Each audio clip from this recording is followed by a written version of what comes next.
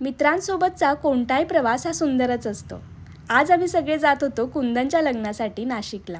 असं म्हणतात की मुलीचं लग्नच फक्त इमोशनल असतं. नाही, बरेच दिवस बॅचलर म्हणून सोबत राहिलेल्या रूममेटचं आणि एकाच एरियामध्ये राहिलेल्या मित्राचं लग्न पण तेवढंच इमोशनल असू शकतं. कारण आता तो शहरच सोडून जाणार असतो. खरंच, घरापासून दूर आपणही दुसरी घरं बनवलेली असतात. माहीत असतानाही की कधी ना कधी ही घरं राहणार नाही आहेत, जो तो आपापल्या संसाराला लागणार आहेत.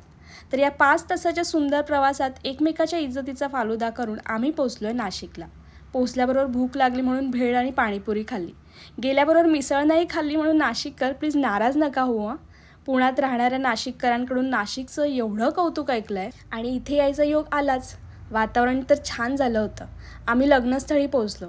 हळदी समारंभाची तयारी सुरू होतीच तेवढ्यात हळद लागलेल्या पांढऱ्या कपड्यात टोपी घातलेला नवरदेव दिसला. जरा जास्तच खुश दिसत होता.